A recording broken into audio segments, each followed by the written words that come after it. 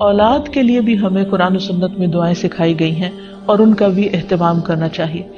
اور انسان اپنی زندگی کا بہترین سرمایہ اپنی اولاد پر خرچ کرتا ہے اور اپنے بعد بھی ان کے لیے ہر طرح کی راحتیں اور نعمتیں چھوڑ کر جانا چاہتا ہے.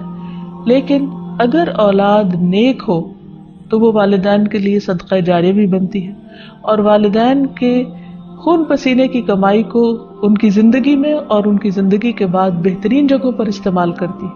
لیکن اگر اولاد بگڑی ہوئی ہو تو زندگی میں بھی انسان کے لیے اذیت اور عذاب ہے اور بعد میں بھی اس کے مال کو ضائع کرنے والی ہوتی ہے اور اس کے لیے بدنامی کا سبب بنتی ہے. پھر اسی طرح یہ ہے کہ اگر کسی کی اولاد نہ ہو تو اس کے لیے بھی دعا سکھائی گئی ہے اور وہ دعا ابراہیم علیہ السلام کی دعا ہے جس میں وہ کہتے ہیں رب ہب لی من الصالحین، اے میرے رب مجھے نیک اولاد عطا فرما، صالح لوگوں میں سے عطا فرما.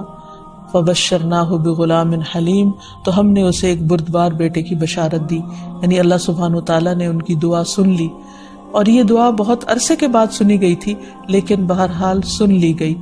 ابراہیم علیہ السلام اللہ کے دوست تھے اور مستجاب الدعوات تھے، ان کی دعائیں قبول ہوتی تھی.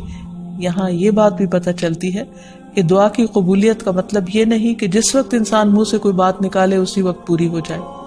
اس کی پورے ہونے میں بعض اوقات کئی سال گزر سکتے ہیں، جیسے ہم دیکھتے ہیں یوسف علیہ السلام کے واقعے میں، ابراہیم علیہ السلام اور دیگر پیغمبروں کے سلسلے میں.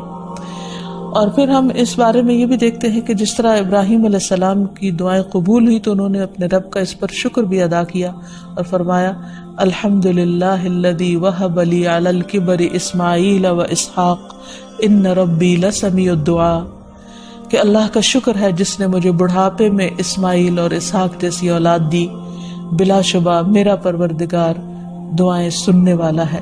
اس لیے اولاد کی طرف سے کبھی بھی مایوس نہیں ہونا چاہیے، نہ ہونے کی شکل میں بھی اور ہونے کے بعد ان کی نیکی اور خیر اور بھلائی کے سلسلے میں بھی. اور اس میں ہم دیکھتے ہیں کہ زکریا علیہ السلام کی بھی اولاد نہیں تھی تو وہ بھی بڑھاپے تک مایوس نہیں ہوئے اور دعا مانگتے رہے.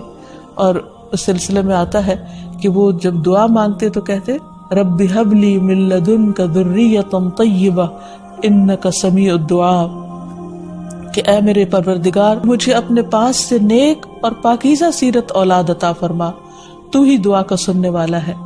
یعنی پیغمبر ہمیشہ صرف اولاد کی دعا نہیں کرتے بلکہ نیک اولاد کی دعا کرتے ہیں. نبی صلی اللہ علیہ وسلم حضرت حسن اور حسین کو اپنے پھول کہا کرتے تھے کہ یہ دونوں میری دنیا کے پھول ہیں. ایک اور حدیث سے ہمیں پتہ چلتا ہے کہ اولاد انسان کی بہترین کمائی ہے. فرمایا ان اولادکم من اطیب کسبکم، تمہاری اولاد تمہاری سب سے بہترین کمائی ہے، بس اپنی اولاد کی کمائی میں سے کھاؤ، یعنی وہ انسان کے لیے حلال ہے، جائز ہے.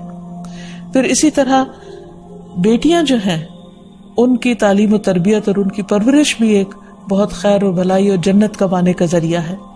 لیکن اس کے ساتھ ساتھ یہ بھی یاد رکھنا چاہیے کہ اولاد ایک رسپانسبلٹی بھی ہے، ان کے بارے میں سوال بھی کیا جائے گا.